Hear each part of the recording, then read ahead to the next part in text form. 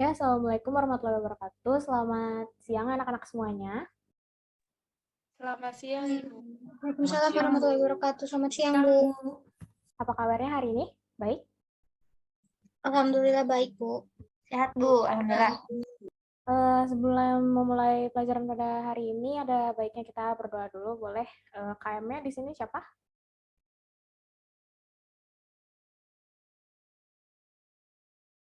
Fikri ya kalau nggak salah ya. Ya, Bu.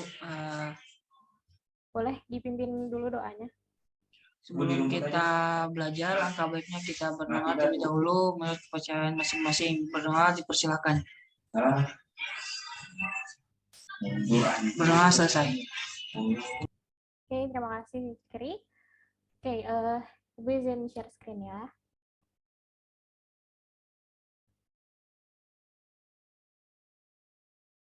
Oke, udah terlihat materinya.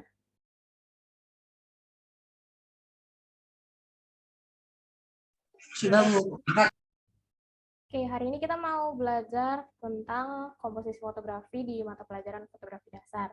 Tapi sebelum kita masuk ke materi ini, Ibu mau nge-recall lagi pemahaman kalian di pertemuan minggu lalu.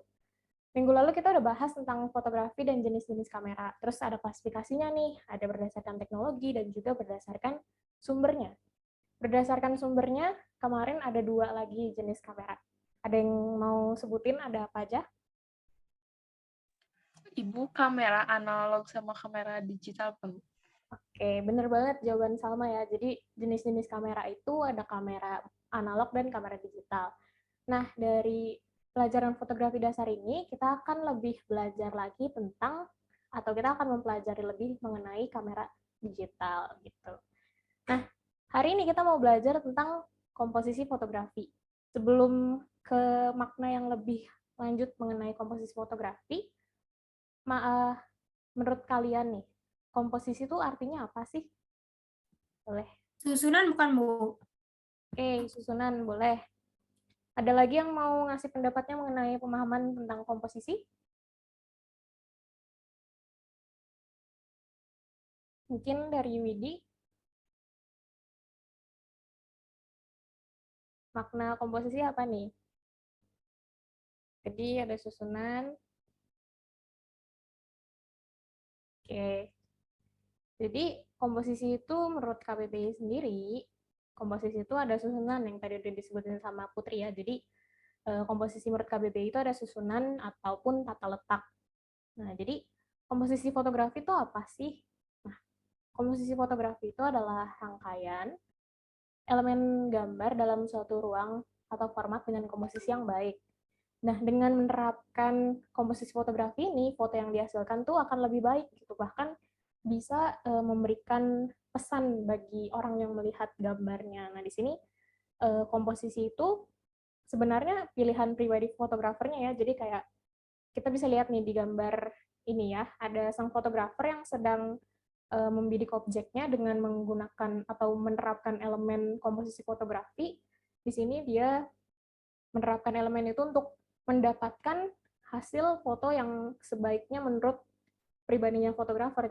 Jadi komposisi fotografi itu kembali lagi diserahkan kepada sang fotografer. Jadi sebenarnya komposisi fotografi ini tuh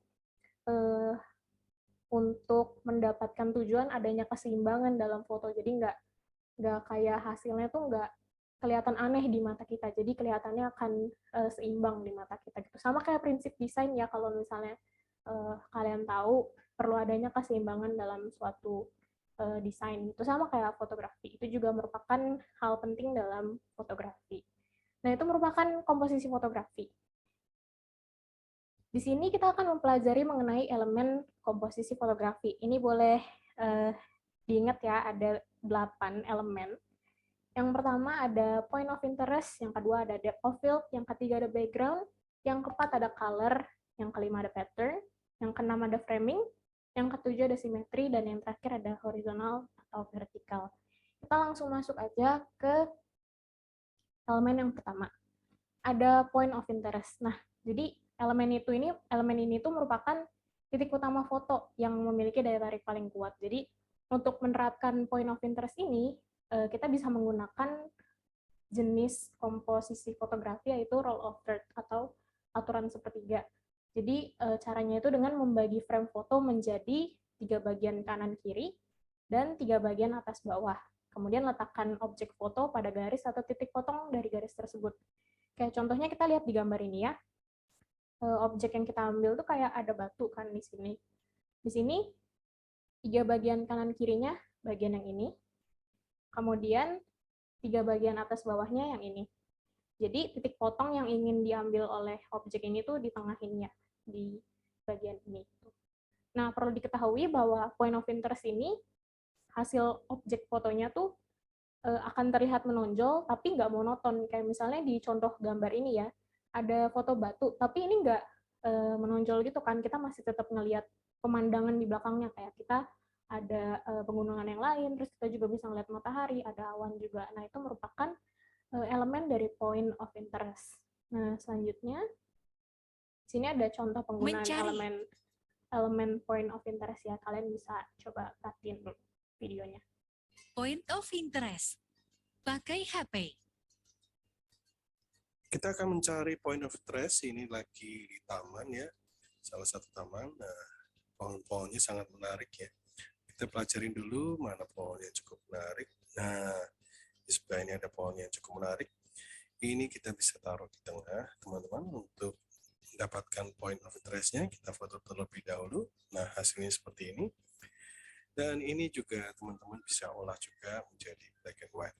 Nah, kita coba dengan memotret menggunakan black and white. Ini ada di fitur smartphone kalian. Kita foto, dan ini hasilnya. Slide pertama adalah black and white, dan slide kedua adalah color. Menurut kamu bagus mana?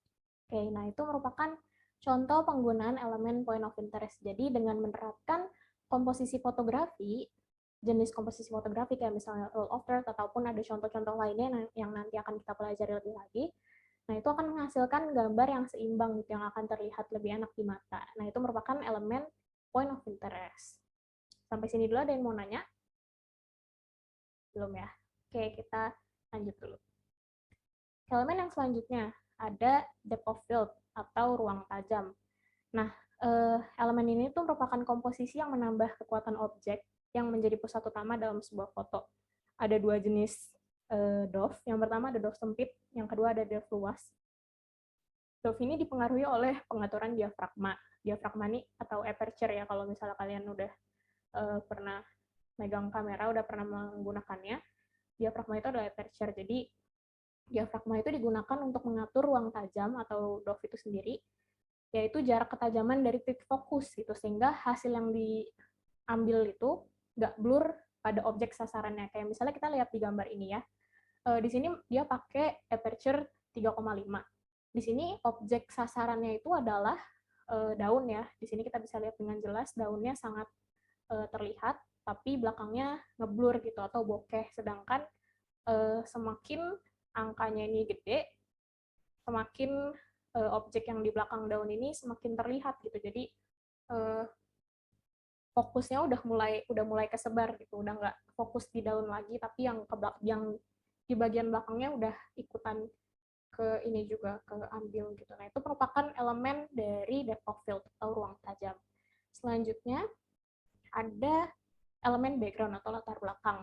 Nah, di sini background itu merupakan bagian pendukung dalam objek foto yang diambil sesuai dengan point of interest tadi, karena ada pesan yang ingin disampaikan melalui gambar ini gitu. Nah, pemilihan latar belakang itu dipengaruhi oleh adanya cahaya ataupun objek lain. Nah, di sini Ibu mau minta salah satu dari kalian mungkin bisa coba gambarin tentang apa sih objeknya, apa sih yang dimaksud dengan cahaya dari latar belakang ini. Boleh? Siapa yang mau ngejelasin? Aku, Bu, boleh. Oke, boleh. Safit, gimana? Objeknya itu yang bola itu yang di depan sama batu. Oke. Nah, yang itunya backgroundnya itu yang di belakang yang sunset itu. Oke, bener banget ya jawaban Safit. Jadi untuk penggunaan elemen background dalam foto ini tuh adanya objek batu dan bola kristal ini, dan untuk latar belakangnya itu ada langit, ada matahari, terus ada pemandangan yang lain, ada pantai juga. Nah, itu merupakan penggunaan elemen background pada foto ini. Itu elemen background, selanjutnya kita masuk ke elemen color. Nah, untuk color atau pemilihan warna, dengan memahami warna akan dapat memberikan daya tarik dan kedalaman rasa. Mungkin ini lebih sering kita temuin ketika kita ngambil foto makanan kali ya. Kayak misalnya di sini kita ngeliat kan kayak hasil fotonya tuh menggugah selera gitu. Dan ini nggak fokus kepada warna merah doang, tapi ada warna merah, ada warna kuning, ada warna hijau, ada warna coklat, dan ada warna putih juga yang bisa ditampilkan melalui gambar ini gitu. Nah, ini merupakan penggunaan elemen color pada gambar ini. Oke, kita boleh lanjut. Di sini selanjutnya ada elemen pattern atau bentuk. Jadi elemen ini tuh tersusun dari garis, baik garis lurus, melingkar, ataupun diagonal. Kemudian juga tersusun oleh pola. Kemudian ada tekstur yang menarik perhatian. Kayak di gambar ini kayak ada benang ya, benang yang dikaitkan gitu. Dan disusun walaupun warnanya beda-beda, tapi kita masih ngelihat atau kita terlihat tetap enak ya di mata kita gitu. Kayak ini nggak terlalu mengganggu karena gambar ini memiliki pattern gitu, yaitu bulat-bulat terus ada segitiganya juga gitu yang bisa terlihat indah di mata kita. Nah, itu merupakan penggunaan elemen pattern. Nah, selanjutnya adanya framing. Nah, ini pemberian frame atau bingkai pada objek utama foto sehingga memberikan daya tarik tersendiri. Framing ini menggunakan objek lain sebagai bingkai yang tidak lebih besar dari objek utama foto. Di sini coba Ibu mau nanya, objek utama fotonya yang mana ya? Boleh nih, siapa aja yang mau jawab?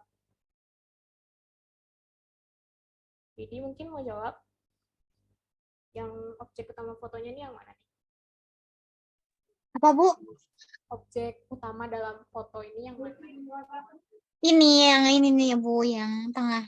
Yang tengah ya, yang warna biru ini ya. Jadi bener banget jawaban Widi. Jadi framing ini objek yang sedang ditangkap yang ini. Nah, bingkainya tuh yang ini nih. Dan kalau misalnya kita lihat, bingkainya ini nggak terlalu kayak jadi perhatian banget dalam gambar ini kan, tapi tetap yang jadi perhatian tuh yang di tengahnya. Nah, itu merupakan penggunaan elemen framing. Selanjutnya ada simetri. Elemen ini merupakan komposisi yang memanfaatkan sistem penataan rata kanan kiri. Jadi hasil gambarnya tuh bisa simetris, kayak misalnya kalau misalnya kita ngasih titik potong nih di sini, bagian kanan dan bagian kirinya tuh sama besarnya gitu, bahkan kayak sebuah cermin yang dihadapkan gitu. Jadi kanan dan kirinya sama, dan ini biasanya menghasilkan gambar yang cukup menarik dan rapi. Nah, itu merupakan elemen simetri. Selanjutnya ke elemen yang terakhir. Sebenarnya elemen horizontal dan vertikal ini sebenarnya cuma gimana posisi kamera kalian ya nanti untuk ketika praktek, gimana nanti kalian mengambilnya secara potret ataupun landscape. Nah, mungkin sekian dulu materi yang bisa Ibu sampaikan. Sampai sini ada yang mau nanya? Gak ada ya. Kalau gitu Ibu yang nanya nih. Tadi ada 8 elemen komposisi fotografi. Coba salah satu dari kalian sebutin 4 aja komposisi fotografi tadi, elemennya itu ada apa aja? Nih. Apa yang mau coba? Oke, boleh Fikri.